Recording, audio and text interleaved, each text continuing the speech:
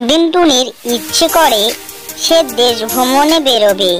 এই জন্য টোনাকে বলে সে টুনি দুজন মিলেই দেশ ভ্রমণ করতে বেরিয়ে যায় অনেক দূরের দেশের দিকে। তারপর সেখানে একটি জায়গা দেখতে পায়, ভালো জায়গা। সেই জায়গাতে গিয়ে দাঁড়িয়ে পড়ে। তখনই সেখানে টুনি চলে আসে। টোনা, এখানে নয় একটা বাড়ি করা উচিত। আমার মনে হয় এটি খুবই সুন্দর জায়গা। তোমার কি বলে মনে হয়? এখানে একটা সুন্দর বাড়ি করা যাবে তো? তুমি আমার মনের কথাটি বলে দিয়েছো। আগের ঘরটা নষ্ট হয়ে গিয়েছে, এখানে খুব একটা সুন্দর ঘর বানাবো।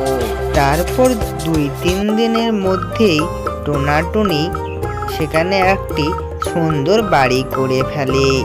সেই বাড়িটি দেখতে খুবই সুন্দর ছিল। তারপর দুজন মিলে গল্প করে। টুনি বউ, তোমার তো মনে হয় ডিম দেওয়ার টাইম হয়ে এসেছে। তুমি কবে ডিম দিবে? আমি কালকের মধ্যে ডিম দেব।